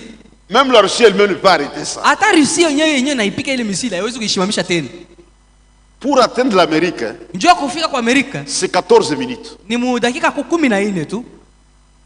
Ça fait 25 000 km/h. Iko nakimbia 25 1000 km/h. Il est missile. C'est missile. Pour l'Europe, c'est 6 minutes. Mu Europe ni 6 minutes tout. Et d'après pour détruire la France. France. Tu vois l'éclatement des doigts comme ça. Donc, c'est rasé complètement et les pays qui sont aux alentours. France Dit Satan 2. Satan 2. Il est sérieux?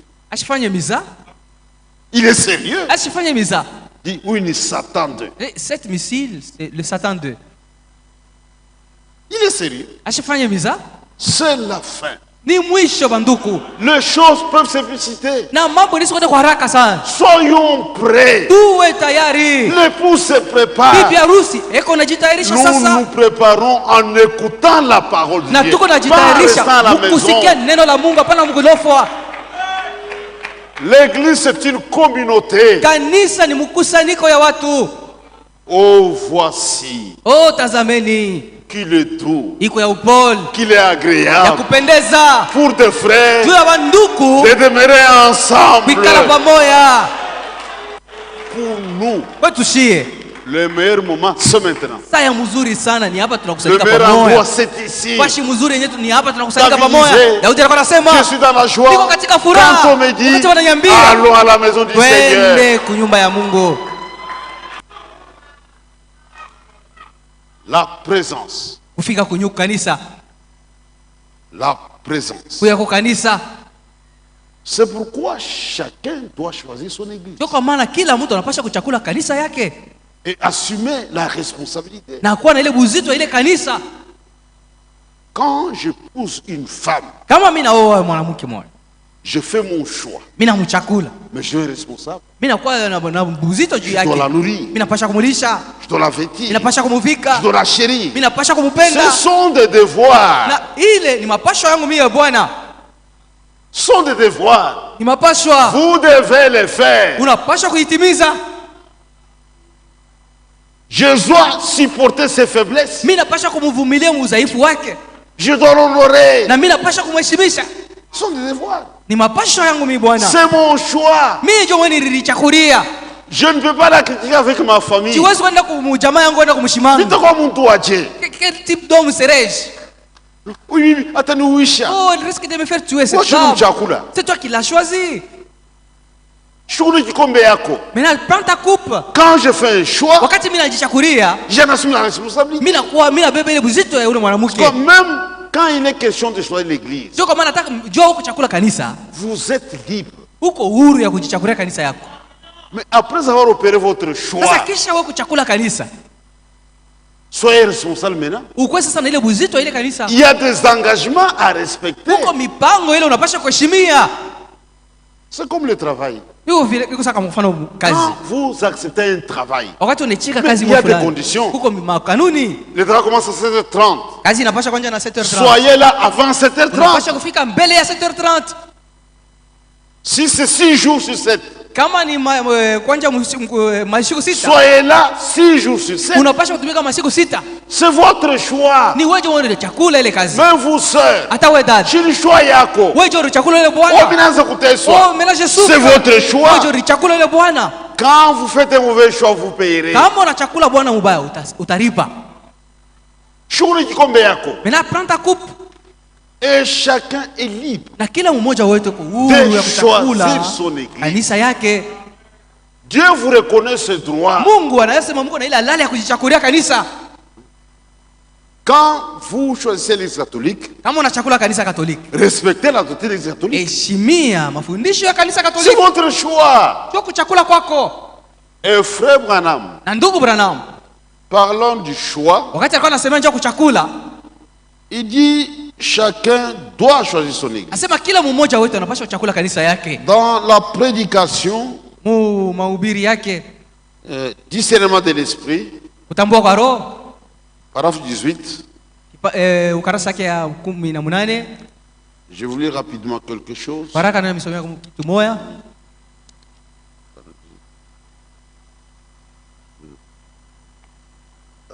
Il est déjà temps, c'est vraiment compliqué. C'est vraiment compliqué. Je termine quand même la pensée de membres. Il est 18, je vous dis quelque chose. Chaque homme devrait avoir une église là où il se sent chez lui.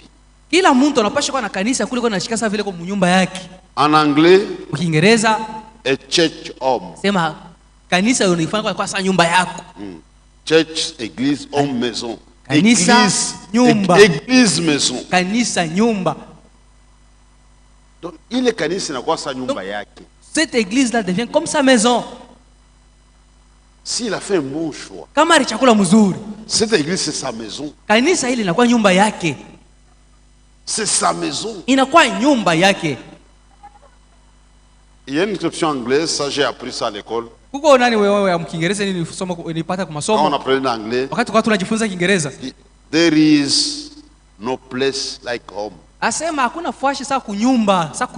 On n'est nulle part si bien que chez soi. Un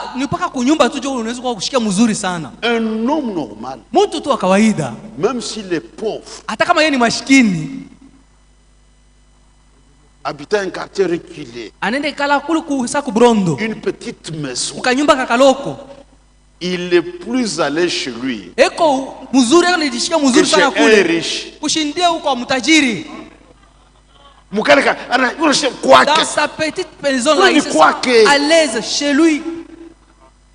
Un chrétien n'est pas qu'à soi loin d'eau. Non, non. Il peut voir les frères. Quand il rentre chez lui, il est à l'aise. Dans sa petite maison, pas de fauteuil. Voilà chez moi. C'est un chrétien. Même pour lui, c'est la même chose. Pour moi, la meilleure église, c'est l'église de Lubumbashi. Je ne peux pas aimer une autre église plus que ça. J'aime les frères. Mais si c'est chez moi. Comment est-ce que je vais quitter Lubumbashi pour aller m'installer en Amérique? Même si c'est une grande maison. Ici c'est chez moi. C'est un non-sens. Il y a des pasteurs qui font la honte de la parole de Dieu. Des vagabonds. Ils finissent mal. Observez bien. Ils finissent mal. Là c'est plus offrant à Nendakule. Et il se bruit. Nyumba yako. Ta propre maison. Si tu comprends ça, tu vas supporter l'église. C'est une décision personnelle. Il n'y a pas de contrainte. Nous ne croyons pas dans la religion des familles. Papa, maman, chacun laissez les enfants libres. Ne les amenez pas ici par contrainte. Quand on a Koufa, après ta mort, nous voyons ils peuvent ça. retourner dans le monde. Il y a un seul qui venait ici. Aujourd'hui, une sœur prostituée. Elle avait suivi le mari. Elle n'avait jamais cru. Mais comme on y croit, maintenant, si cette église est comme chez toi, si le mariage est rompu, tu vas garder si ton papa église. meurt, Si baba les kufa, enfants vont persévérer. C'est leur maison. Il ne va jamais l'abandonner. Même si nous nous battons, nous retournons chez nous. C'est chez nous où irai-je encore? Si vous me chassez, mais je vais beaucoup souffrir. Parce que chez moi,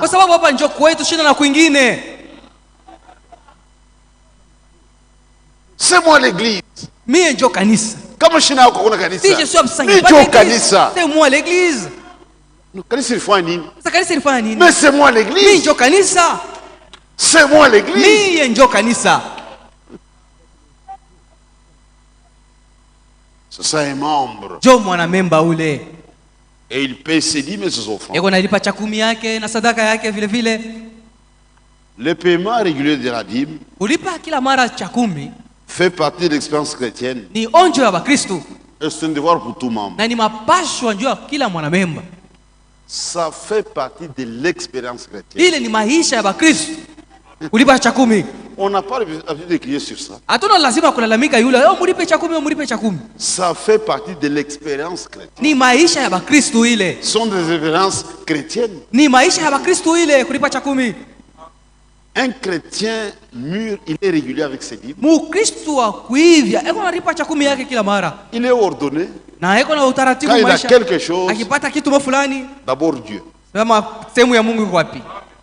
Deuxième position, les dettes. Ya pili madeni. Les dettes, les madeni, dettes. On doit payer les dettes. Tunapasha kulipa madeni.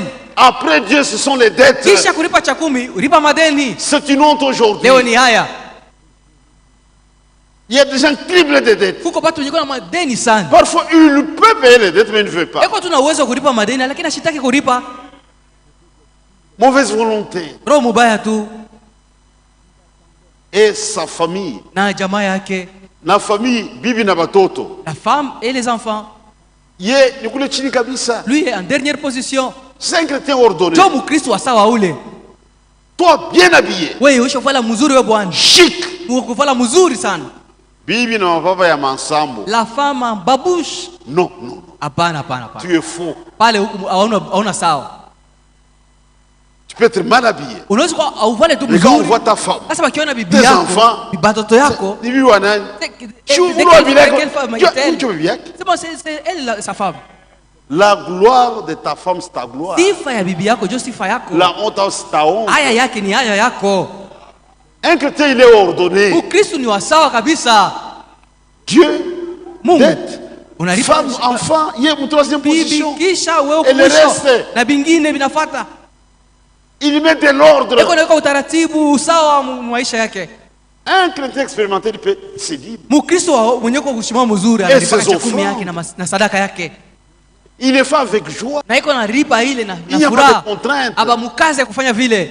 L'accent n'est pas mis sur le fait de donner. Mukazo aiwe na juu unaleta. Mais que celui qui donne. Lakini ule mwenye analeta ule. Qu'il donne avec joie. Alete na furaha. Et sans contrainte. Na bila kukaza. Comme il a résolu dans son cœur. Bila rioda mzuri moyo wake kuleta. C'est une honte aujourd'hui. Leo ni haya. Retenir la dîme à la source. Dieu n'a pas prévu ça. Ça c'est un vol dans l'église. Ou une contrainte. Mettez le nom sur l'enveloppe de dîmes. On donne qui n'a pas. Non. Est-ce que c'est ton problème? S'il a volé, il a volé. C'est une honte aujourd'hui. C'est une honte aujourd'hui. Ça fait partie de l'expérience chrétienne. Un chrétien va même plus loin. Si tu as des problèmes dans le paiement des dîmes et des offrandes, tu peux faire un don. Est-ce que tu peux penser à un frère? Mais je vous dis que Dieu a des véritables croyants. Il y a parfois des frères et des sœurs qui viennent au bureau. C'est un pasteur. Mais regardez, il y a un frère. Il y a une sœur. Ce qu'il a fait, c'est qu'elle a fait pour nous. On aime Mungu. Prie pour moi. Pour que cette affaire prospère. Il m'a donné un capital. Va maintenant faire tes affaires. C'est ça l'église. Chacun pour soi. Dieu pour tous. Quand je finis avec Dieu, j'appartiens à une famille. Il n'y a pas que la famille charnelle. Mais nous avons des frères. Observe à côté de toi. Elle n'a pas de mari. Elle a des enfants. L'épouse de notre défunt. L'épouse de notre défunt. Tu peux penser à ça. Même dans la discrétion.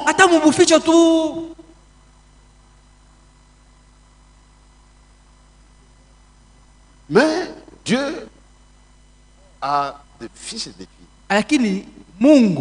Quand on a des problèmes, construction radio, il y a des frères qui agissent parfois. Avec tout important, ne peut pas les citer.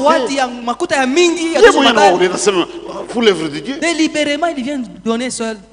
Et frère Franck na ndugu Frank parle de frères en Allemagne, nasema na ndugu mu Allemagne, en Suisse et quelque part aussi, Suisse na fashi nyingine, qui ont pensé à Dieu même dans leur testament. Benyewe mu testament banaandika na Mungu, banamkumbuka mu testament. Kaje mu testament. Kama mimi nakufa Mungu fashi yake yote. C'est kama mimi nakufa. Ça c'est pour Dieu. Mu testament. Sehemu ya Mungu dans son testament. Inashindia cha 10. Dieu a sa façon de faire les choses. Mungu eko na namna yake ya kufanya mambo yake. Et là, vous soutenez son œuvre. Na njoo kushimamia kazi ya Mungu kule. Ouais. Ce que vous voyez ici, hii yenyewe Mungu naona hapa nduku, c'est ça l'œuvre de Dieu. Njoo kazi ya Mungu hii. Il y a bien quoi il dit. La vraie œuvre de Dieu. C'est selon sa parole. Kufuatana na neno lake. Et c'est conforme à sa volonté. Na inambatana na mapenzi yake. Ça est membre. Njoo kuwa mwanamemba kule. Il n'y a pas de publicité. Hakuna mambo ya kulalamika. On n'a pas de liste. Hatuna na malista hapa. Nous n'avons pas le droit de te contraindre. Toi-même. Wewe mwenyewe unajipima. Si tu veux tricher na kuangalia. Kama unapenda kuibia ni wewe moya. Unaangalia tu. Est-ce que niko membre? T'examines d'abord toi-même. Est-ce que suis-je vraiment un vrai membre? Et ils ont la voie légale. Na beko nafanya una ya sawa. Quand il est question de prendre des décisions. Wakati wanafika kamata mipango. Ni kanisa yapo. C'est leur église. Ils décident. Beko nakamata mipango. Ils ont la voie légale. Beko na njia yao wenyewe nakamataka mipango. On arrête. Tunashawamisha. Je tenais vraiment à aller jusqu'au bout. Niko napenda nimalize kabisa hii wazo. Pour que mercredi on aborde quoi? Les anciens. Juu ya mkazi tatu tuseme njoo bazee. Les offices. Ama kazi ya pali. On va aborder. Tutasema hayo tu. Parce qu'on doit aller vite maintenant. Sababu tunapaswa kwenda kwa haraka. On a parlé des membres. Tulisema njoo ba memba. Qui votent. Na bale benye bana chakulaka. Ça fait partie de la démocratie. Njoo uhuru ya mkanisa ile. Que le Seigneur vous bénisse. Mungu apate mibariki. Inclinons nos têtes. Tuinamishe vichwa yetu. Seigneur Dieu est notre Père. Bwana Mungu na baba yetu. Merci de tout cœur. Asante kwa moyo wote. Nous venons d'écouter la parole de Dieu. Tunatoka mkusikia neno la Mungu. Et tu nous as placés devant nos responsabilités. Na unatuonesha majukumu ile yenyewe tuko nayo. Seigneur, tu connais nos cœurs. Bwana unajua mioyo yetu. Nous t'aimons. Tunakupenda. Et nous voulons te servir. Na tunataka kukutumikia. Mais en tant qu'immortels, sasa vile binadamu, nous ne pouvons rien sans toi. Hatuwezi kitu kama utusaidie. Viens notre secours. Kuja na utusaidie. Tu connais toutes nos failles, Seigneur. Unajua udhaifu wetu wote. Chacun du même notre Seigneur a brisé la parole de Dieu. Kila mmoja unamuna moyo wengine kwa kunya neno la Mungu. Nous te demandons pardon. Tunakuomba uturumie. Maintenant que la lumière est apportée, sasa hivi nuru inaonekana. Tu n'as pas parlé en vain. Au kusema mbure. Tu veux vraiment nous aider, Seigneur. Unataka kweli kutusaidia Bwana. Viens à notre secours. Kuja basi utusaidie. Accorde à chacun na ufanizie kila mmoja la capacité umpatie uwezo de marcher au pas de la parole. Ya kutembea kufuatana na hatua ya neno la Mungu. Nous croyons fermement. Tunaamini kwa kweli que tu le feras. Ya kusema utatuwezesha. Bénis chaque frère. Ubariki kila ndugu. Bénis chaque sœur. Kila dada. Bénis toute la communauté. Bariki makutano yote mzima. Nous prions pour ton œuvre. Tunaombea kazi yako. Nous savons, Seigneur, tunajua Bwana que tu veux tout cela. Ya kuwa uko na kesho hiyo ile. Et que tu conduiras chaque chose. Na utaongoza kila kitu. Pour ta gloire. Juu ya sifa yako. Pour notre avancement. Kuendelea kwetu. Pour notre joie. Juu ya furaha yetu. Pour notre consolation. Na juu ya faraja yetu. Donne-nous de bonnes dispositions. Utupatie hali mzuri. Pour ordonner nos vies, Seigneur. Ili tupange maisha yetu Bwana. Selon la parole de Dieu. Kufuatana na neno la Mungu. Accorde à chacun la grâce. Ufanizie kila mmoja neema. De t'aimer. Ya kukupenda. De te servir. Ya kukutumikia. De t'honorer, Seigneur. Ya kukuheshimisha Bwana. Dans toute sa marche. Msafari yake yote. Nous croyons que tu agiras. Tunaamini kusema utatenda. Garde-nous dans l'amour. Utulinde katika mapendo. Et dans la joie. Na katika furaha. Bénis, Seigneur. Ubariki Bwana. La suite du travail. Kazi inaendelea. Nous allons écouter Frère Franck. Utasikia ndugu Frank. Depuis Krefeld. Tokea Krefeld. C'est ton serviteur. Ni mtumishi wako. Tu l'as suscité pour nous. Ulimweka juu yetu. Et nous croyons, Seigneur. Na tunaamini Bwana. Que tu nous parleras par lui. Utasema kupitia ndugu Frank. Agis pour ta gloire. Tenda njoo usifa yako. Agis pour ton honneur. Tenda njoo heshima yako. Nous croyons tunaamini que tu es fidèle. Ya kuwa mwaminifu. Merci Père. Asante Baba. Et nous avons ici demandé avec na tunaomba hivi na imani. Et au nom de notre Seigneur. Mjina la Bwana wetu. Et Sauveur Jésus-Christ. Na Mwokozi Yesu Kristo. Amen. Amen. Est-ce que Frère Franck est déjà... Ndugu Frank uko tayari? Ah, si. On peut passer la retransmission directement. Tunaweza kupita Le mara reste à la moja. fin. Hii ingine itafuata nyuma. Suivez Franck, ça va vous aider. Mfuate ndugu Frank itamsaidia. Nous vivons des temps prophétiques. Tuko naishi nyakati ya unabii. Nous espérons qu'il dira quelque chose. Na tunatumaini kusema atasemea kitu juu ya hiyo wakati. Ne bougez pas. Mushitoke. Franck ne fait pas longtemps. Je crois Frank kashikau yake na waza msamo watu anaweza maliza. Que le Seigneur vous bénisse. Mungu apate kubariki. Mercredi, on aborde les offices. Mkazi tatu tutasemea juu ya makazi ya pahali. Parce qu'il faut terminer les offices. Ndio tunapaswa kumaliza ile makazi ya pahali. Pour renouveler toutes ces choses le 27. Ili tuchakule tena bazamini bashemashi na mchangazina. Que le Seigneur vous bénisse. Mungu apate kubariki. Je remets le président du culte. Mimi naachia mwongozi wa ibada mbari. Si la rétention n'est pas encore prête, Kama retransmission yako tayari, il peut donner des communiqués. anaweza kuleta matangazo. Et on peut aussi récolter des offrandes volontaires pour construction. Na tunaweza tena kubeba mchango juu ya majengo ya nani ya radio na television.